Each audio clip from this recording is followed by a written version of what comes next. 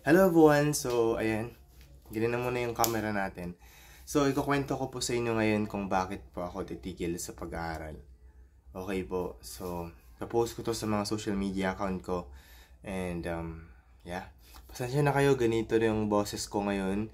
Kasi may lagnat ako, sinisipon at inuubo ako. And, nagka-infection pa yung tenga ko guys. Hindi ko alam nakikita niyo ba, pero namamagayan.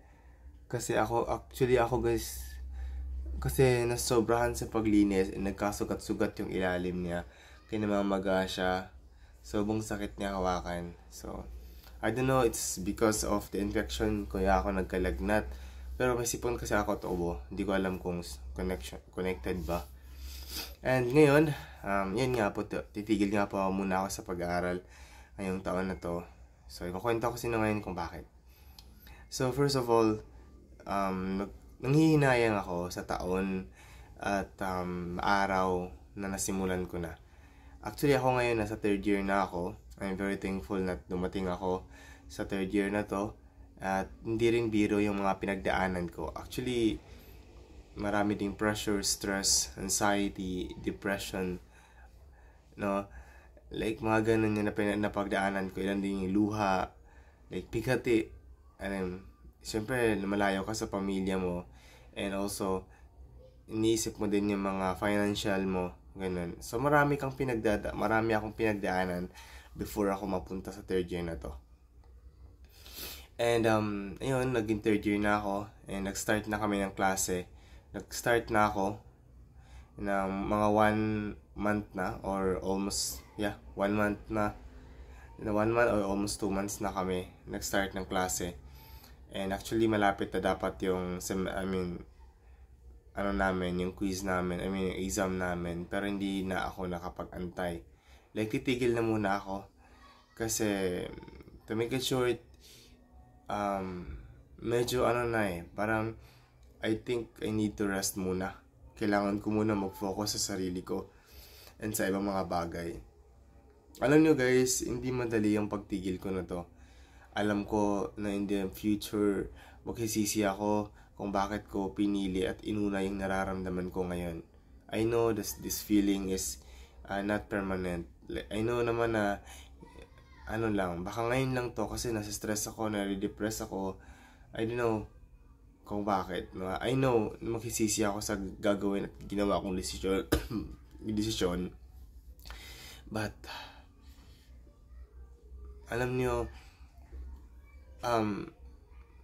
simula pa dati, like, iniisip ko yung ikakabuti ng pamilya ko, kung ano yung, hindi ko na iniisip yung makakabuti para sa akin. Sometimes, dahil sa kagustuhan ko makagraduate agad, makapag-aral, pinili ko na lang, kahit hindi ko gusto naman yung course, ginawa at pinili ko, kasi, para makagraduate ako, and, makakuha ako ng magandang trabaho for my family. But now, it's not healthy na kasi for my mental health. No? And sometimes, parang hindi ko na kaya yung mga problems. Like, mga dumarating ako sa times na yun na, ayun. Kaya I decided na mag-stop na muna and mag-shift ako ng ibang course. Nasa third year na ako, tapos ngayon ako mag-shift. And, ayun lang. Kasi, I just realized, guys, na in college talaga, ako kasi guys, napakahina akong tao. Hindi ako malakas. Napaka-emotional ko. Napaka-iyakin ko, kumbaga. Ganun. So I suggest ko lang and advice ko lang to those incoming freshmen or college student na piliin nyo kung ano yung gusto nyo talagang course. Kung ano yung love ninyo. Kasi guys, in college, for me, I don't know, but kasi iba-iba naman yung tao eh. Pero para sa akin, ito, yung na-feel ko. Kasi palaban ako guys. Palaban ako ng tao. Like, palaban ako. Pero ngayon kasi parang hindi na kaya ng palaban lang. Lalaban ka lang, ganun. Parang sometimes kailangan mo din ng passion, dedication. At hindi ka magkakaroon ng passion and dedication. For me, kasi if you really love sa mga bagay na ginagawa mo, like kadikit na doon yung passion mo, dedication mo, whatever problems na ma-encounter mo, kakayanin mo kasi mahal mo yung ginagawa mo. In my case, hindi ko kasi gusto yung ginagawa ko. I don't know, yung nasa goal ko lang sa isip ko, gagraduate ako. Kahit anong course, kahit di ko gusto, papasukin ko, makagraduate lang ako. And ngayon na-decide ngayon ko lang siya na hindi pala talaga kaya. Yeah. Hindi naman ako matalino. No? Siguro, puhunan ko lang talaga yung sipag. Ganun kumbaga. Hindi ako matalino. At saka, hindi ako matalino. In college, yun sa course ko ngayon, kailangan mo din talaga ng lakas ng loob, lakas ng mga ganyan. Minsan, kailangan mo din talaga na maging matalino sometimes. Papasa naman ako awa tulong siguro kung ipagpapatuloy ko yung pag-aaral. Pero, all I want is my passion. All I want is yung gusto ko. Siguro ngayon, naisip ko na titigil muna ako for this semester and mag-aaral ako sa next semester, second sem. Pero may January pa yun, in October na ngayon, so meron pa akong November, December. Meron pa akong 3 months. Yeah, 3 months. So mag-rest muna ako ng 3 months, asikasuin ko yung shop, continue ko yung pag-vlog ko. Kasi nanginayin din talaga ako sa vlog ko, guys, kasi may mga ibang videos din talaga ako na malaki. I mean, marami yung mga views. And siguro pag inasikaso ko to, mag-focus ako dun, baka ma-monetize ang YouTube channel ko. Kasi nasa 1,000 plus na tayo, almost 1,500, gano'n, yung subscriber ko. And siguro I think kailangan ko rin talaga na mag-focus sa ibang mga bagay and continue my passion. As of now, I need to rest and I need to focus in something na I know na makapakinabangan ko.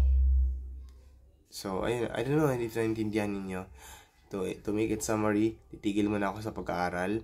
Pero tutuloy po ako loobin. Pero ibang course na ayaw ko. Nasa course ko talaga.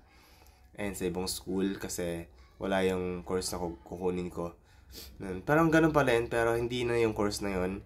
Kasi align pa rin siya sa communication. BA Communication. So, yun yung kukunin ko. Kasi may kaibigan ako na lumipat sa course na yun. And medyo hindi lang kasi magkalayo. I mean, almost the same lang yung curriculum nila ng school na yon. So, maglilipat ako sa ibang school and ibang course naman yung kukunin ko. I know. Now is more on, I don't know nga guys, actually, no nakaraan kasi sobrang down na down talaga ako. I don't know if tamang gamitin yung words na depressed, but I don't know if depressed ba ako or something ganon. Pero naiyak na lang ako guys, natahimik, tulala, yung mga ganon. Kasi nga, ang daming ginagawa sa school namin, and parang hindi ko kaya lahat, bombarded na ako sa mga especially sa mga pinagdadaanan ko ganon. So, sorry. So, sinisipon at inuubo ako ngayon guys. I mean, sobrang taas ng lagnat ko. Nanginginig ako. So, ayun lang. Titigil muna ako. Sana tama yung gagawin kong desisyon. Ay, hindi eh. Kasi, I believe na sa bawat desisyon na gagawin mo sa buhay, I mean, yung pagsuko is hindi siya tama. Okay? Hindi naman ako susuko ng tuluyan. Like, stop lang muna ako and continue ko. Hindi naman ako mag-stop na mag-freeze na lang. Mag-stop ako dito kasi may isa akong bagay na i-continue. At mag-focus ako doon. And i-continue ko pa din naman yung pag-aaral ko sa susunod na mga buwan. At ngayon lang talaga, kailangan ko mag-focus sa ibang bagay. Kailangan ko na mag-recharge sa sarili ko because I'm very, toxic na yung isip ko. Like, alam mo yun, minsan iba pa na yung naisip ko because yun nga, nawawalan ako ng gana sa lahat. Pag-aaral, sa Pero nag-pressure din ako kasi syempre ilang taon na ako. I mean, nasa legal age. I mean, matanda na tayo. Matanda na ako. Nasa 20 plus na ako. Tapos kailangan ko na mag-seryoso sa mga bagay-bagay. Kumbaga, maturity na. Nasa maturity na ako. Nasa matured na ako na sa age, nasa tamang na ako. Na kailangan ko na mag-focus kasi hindi na pwedeng umasa sa pamilya. Ganun. So, ayun lang naman. I just want you all to know na titigil na muna ako ngayon. And I'm very sorry to all people na alam mo yung dati, ang hilig ko magbigay ng mga inspiring na mga message, magtulad sa pag-aaral, huwag suko, mga ganun. Tapos ako pala yung suko, ganun.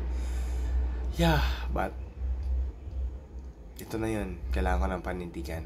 So, ayun guys, everyone, thank you so much for watching this video. Please do like, subscribe, and share this video. Bye-bye.